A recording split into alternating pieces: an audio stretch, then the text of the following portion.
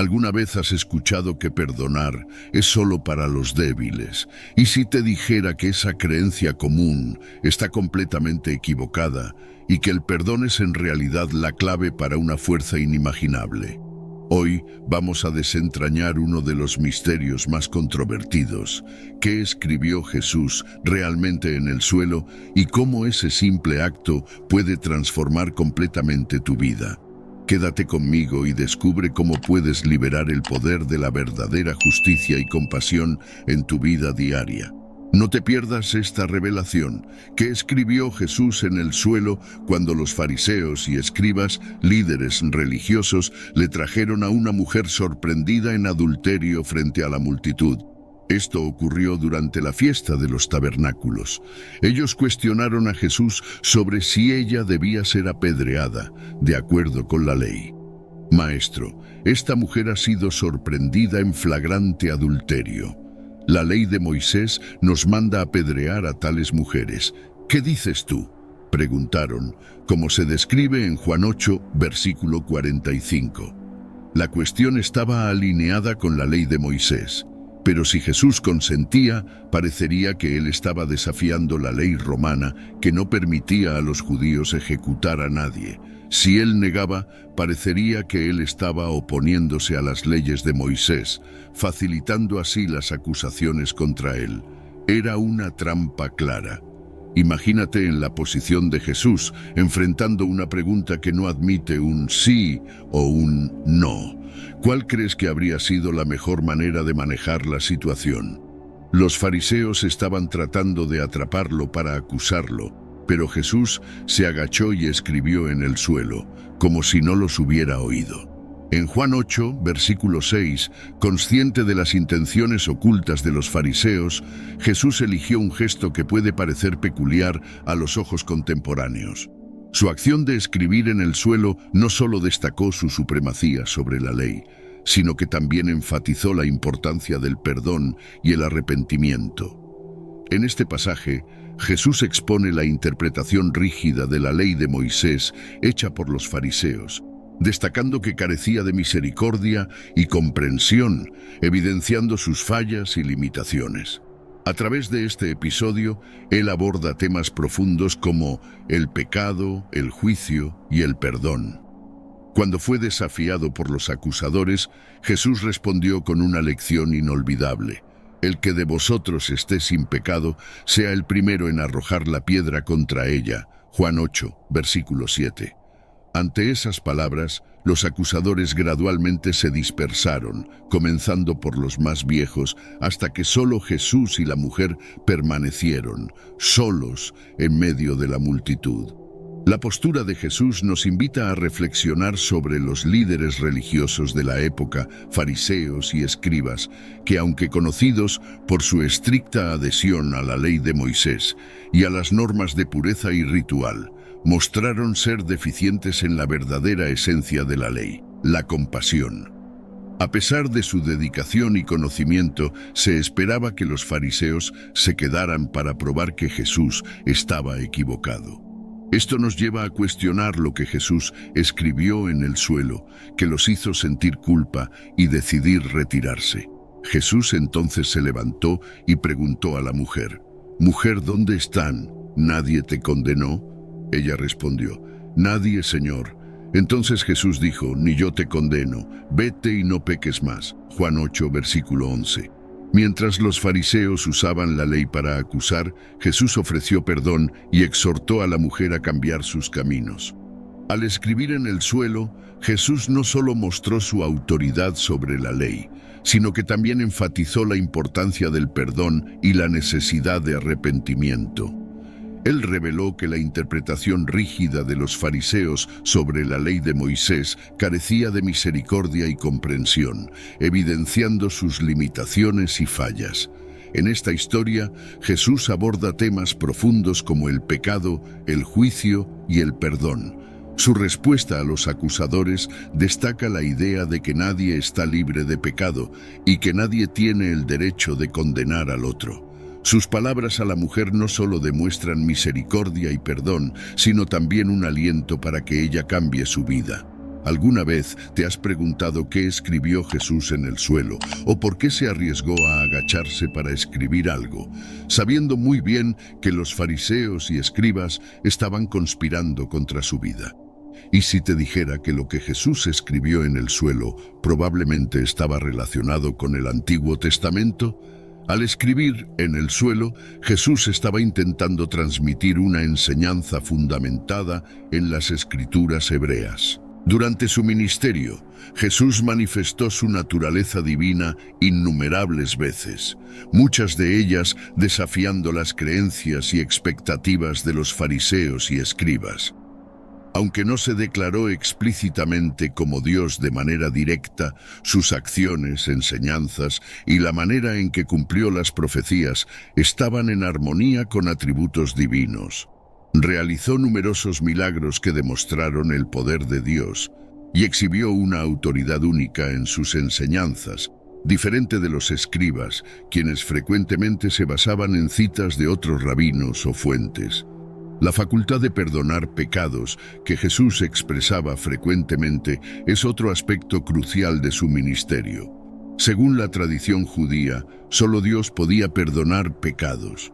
Por lo tanto, cada vez que Jesús perdonaba, no solo demostraba misericordia, sino que también reivindicaba una autoridad divina directa, algo que los fariseos consideraban blasfemia.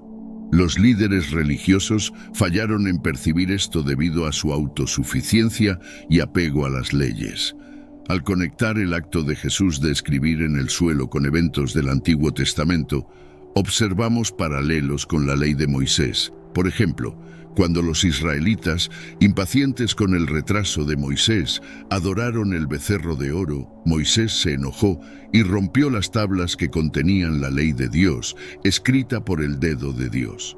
Más tarde, Moisés intercedió por el pueblo y Dios acordó renovar el pacto, dando un segundo conjunto de los 10 mandamientos. Esta vez, Moisés esculpió las tablas mientras Dios dictaba lo que escribir. En el caso de Jesús, al escribir en el suelo en Juan 8, abordó las limitaciones en la aplicación de las leyes, un tema recurrente en sus enseñanzas. Jesús no rechazó la ley, sino que la cumplió y amplió su significado, destacando que solo seguir la letra de la ley no era suficiente para agradar a Dios o vivir una vida justa.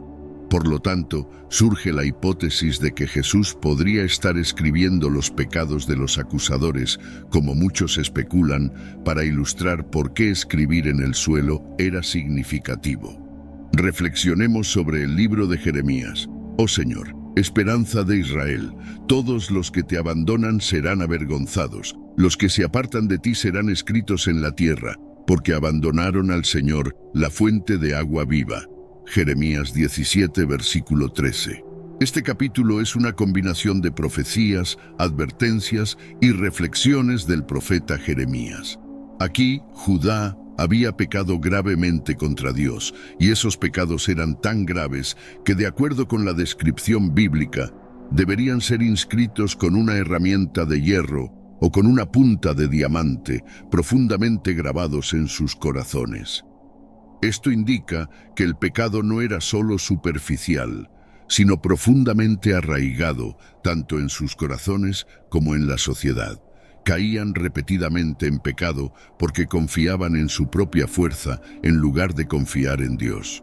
Esta narrativa se conecta con el mensaje de Jesús al escribir en el suelo. El profeta Jeremías continúa describiendo una maldición para aquellos que confían en el hombre y se apartan de Dios, comparándolos con plantas en el desierto, luchando por sobrevivir. En contraste, aquellos que confían en Dios son bendecidos, como un árbol plantado junto a las aguas, que permanece vivo incluso en tiempos difíciles. El aspecto más crucial de este capítulo es cuando Jeremías reflexiona sobre la naturaleza del corazón humano, describiéndolo como engañoso y extremadamente corrupto. Él enfatiza que Dios, el conocedor de los corazones, es el juez supremo de las acciones e intenciones humanas. De la misma manera, Jesús, consciente de las intenciones de los acusadores, fariseos y escribas, después de escribir en el suelo, los desafió con las palabras: El que de vosotros esté sin pecado, sea el primero en arrojar la piedra contra ella. En ese momento se encontraron incapaces de sostener sus creencias. Esto nos lleva a ponderar si lo que Jesús escribió en el suelo podría ser una revelación de los pensamientos ocultos en sus corazones, o quizás incluso sus nombres. Nos acercamos a la parte más reveladora del libro de Jeremías, vinculada a la razón por la cual Jesús escribió en el suelo. Según Jeremías 17, versículo 13, Dios es reconocido como la fuente suprema de esperanza y estabilidad para Israel, para su pueblo. Esto sugiere que la verdadera seguridad y esperanza se encuentran solo en Dios, pero el versículo también advierte que aquellos que abandonan o se apartan de Dios enfrentarán graves consecuencias y vergüenza. Ellos no solo se sentirán avergonzados, sino que también experimentarán un profundo sentido de pérdida y fracaso por haberse apartado de la verdadera fuente de vida y bienestar. Esto es exactamente lo que los escribas y fariseos sintieron después de que Jesús desafió a aquellos sin pecado a lanzar la primera piedra. El aspecto más revelador de este versículo es la frase que indica que sus nombres serían escritos en el polvo, un símbolo de aquellos que rechazan a Dios. Esto sugiere que Jesús posiblemente escribió los nombres de los acusadores en el suelo, marcándolos como aquellos que lo rechazaron como el Mesías. En la antigüedad, escribir algo en el polvo o en la arena significaba que no era permanente. Podía ser fácilmente borrado o desaparecer, a diferencia de algo escrito en un lugar más duradero, como un libro o tablas de piedra. La implicación aquí es clara.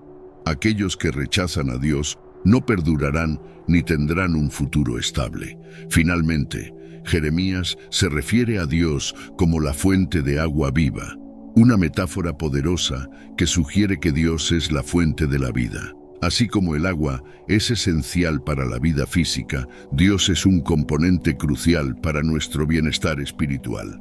Antes del incidente con la mujer sorprendida en adulterio, Jesús aprovechó el momento de enseñanza en el templo durante los últimos días de la fiesta de los tabernáculos.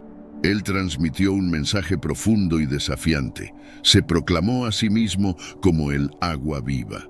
Esta afirmación fue difícil de aceptar para muchos de los presentes, especialmente para los escribas y fariseos dedicados a la ley, quienes ya lo habían rechazado. En el corazón del templo, Jesús retomó la discusión sobre la ley de Moisés, pero con un enfoque que expuso la contradicción en las actitudes de los líderes religiosos. ¿Por qué intentan matarme?, él cuestionó, evidenciando la hipocresía de sus acusadores. Continuó desafiándolos aún más. Si permiten la circuncisión en sábado para no quebrantar la ley de Moisés, ¿por qué se indignan cuando restauro completamente la salud de un hombre en sábado?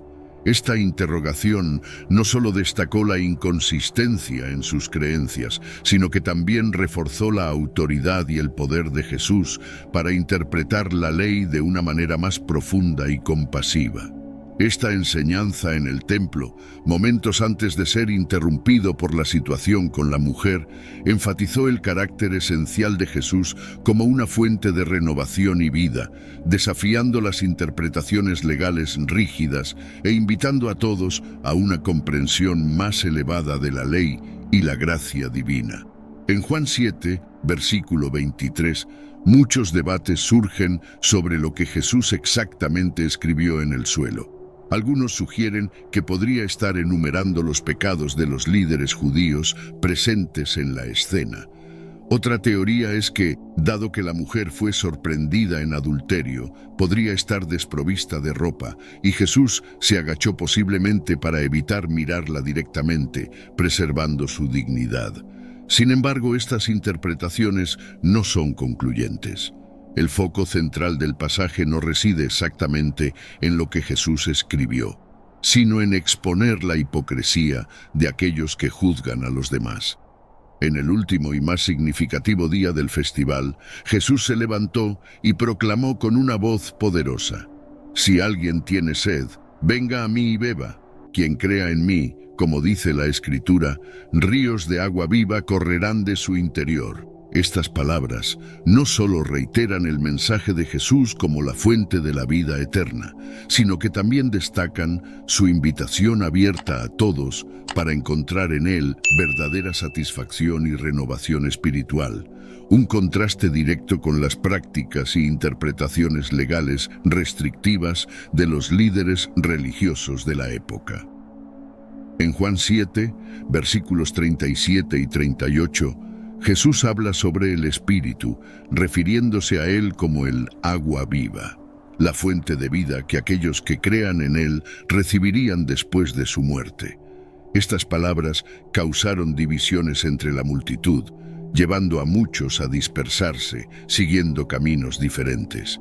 La conexión de estos versículos con el episodio de la mujer adúltera es significativa, pues ambos eventos destacan la disputa continua entre Jesús y los líderes religiosos sobre la obediencia a la ley de Moisés. Al traer a la mujer a él, los líderes religiosos estaban intentando probar a Jesús, queriendo ver cómo respondería. Para Jesús, fue otra oportunidad para exponer la hipocresía y las limitaciones de ellos al intentar cumplir la ley, pero fallando en seguirla verdaderamente. Según Levítico 20, versículo 10, tanto el hombre como la mujer involucrados en adulterio deberían ser condenados a muerte. No en tanto, los fariseos, en su rigidez para seguir la ley de Moisés, trajeron solo a la mujer ante Jesús y la multitud, ignorando al hombre involucrado, revelando así su hipocresía y fallas. El escenario ocurrió durante la fiesta de los tabernáculos, una celebración realizada en Jerusalén. Fue en este contexto, en el templo, que Jesús escribió en el suelo.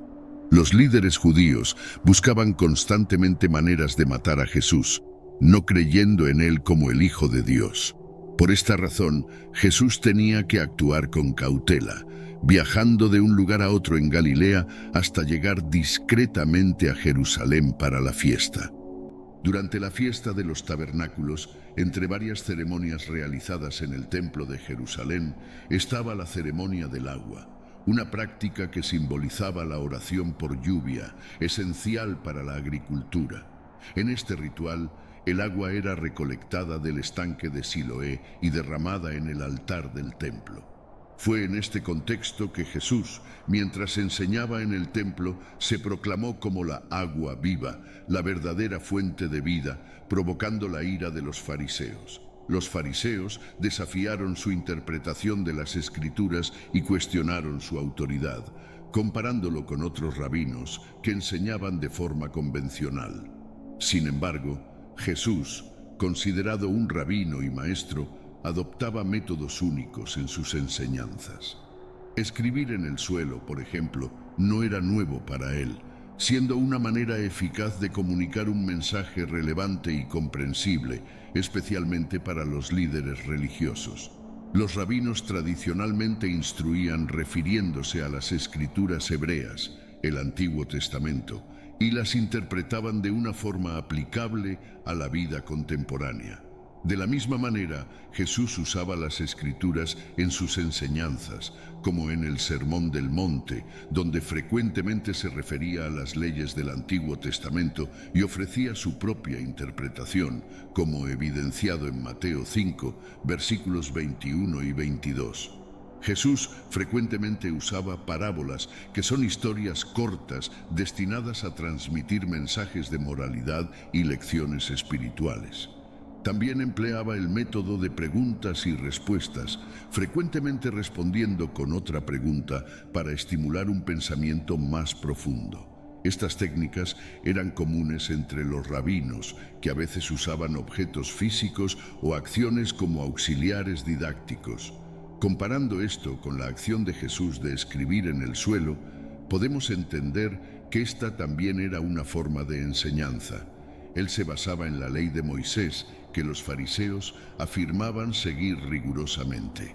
Otro aspecto significativo de que Jesús escribiera en el suelo fue su silencio inicial cuando los líderes religiosos lo cuestionaron sobre el castigo adecuado para la mujer adúltera. Este silencio fue un método de enseñanza eficaz, seguido por una acción simbólica que enfatizó su punto.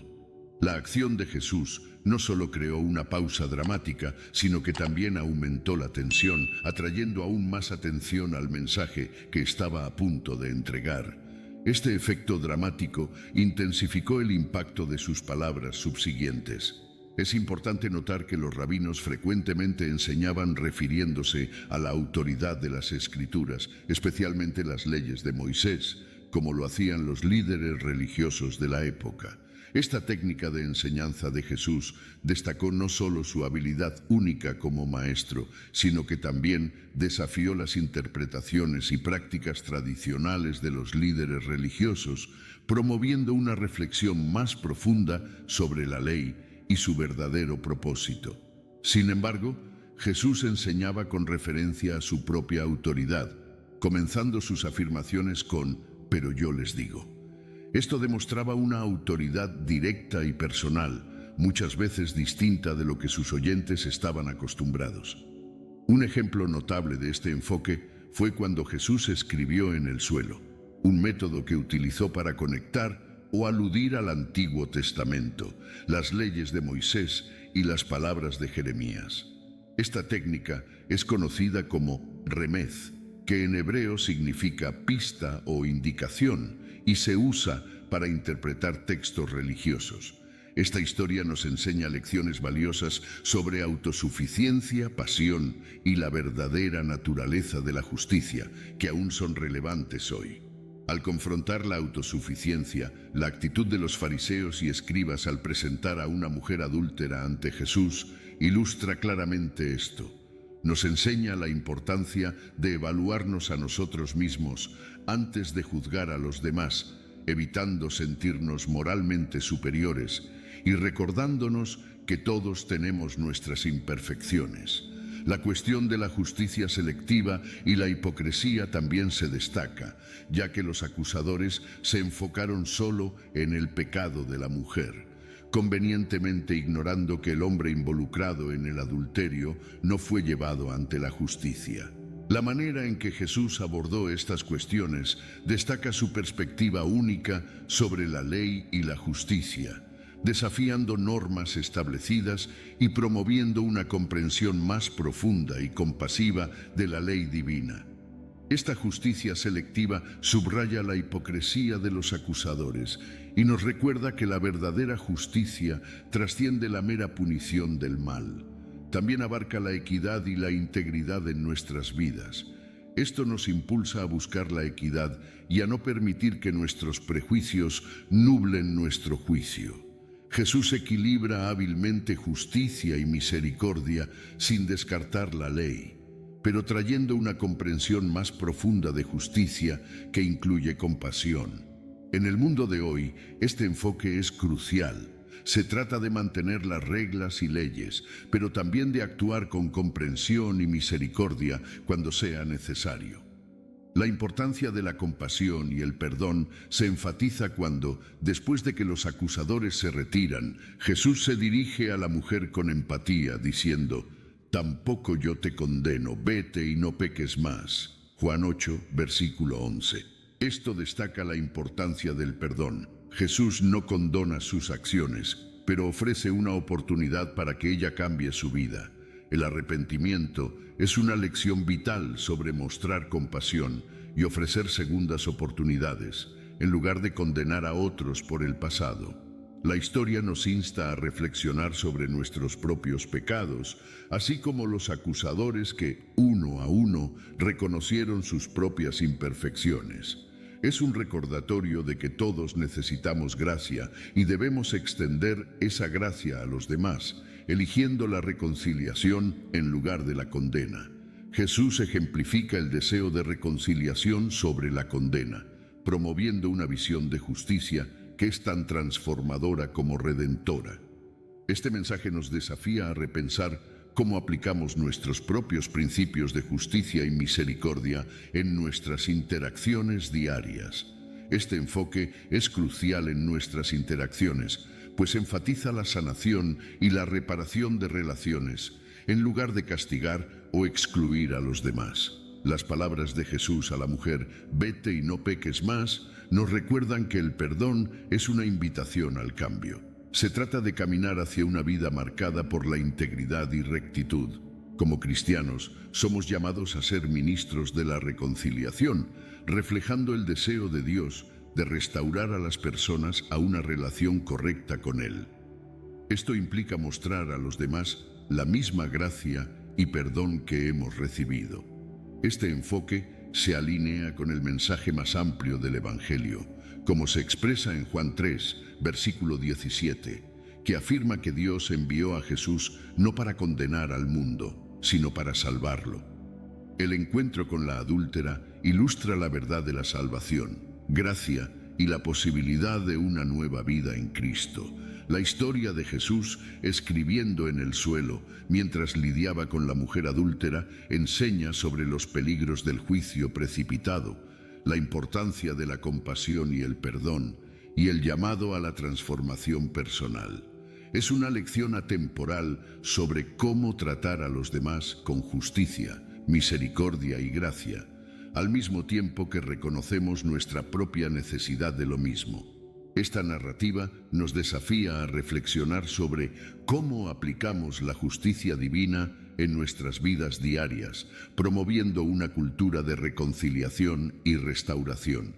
Si este contenido fue valioso para ti, te pido que me apoyes con tu suscripción para que no pierdas ninguno de nuestros próximos videos. Juntos podemos iluminar más mentes y expandir nuestro entendimiento.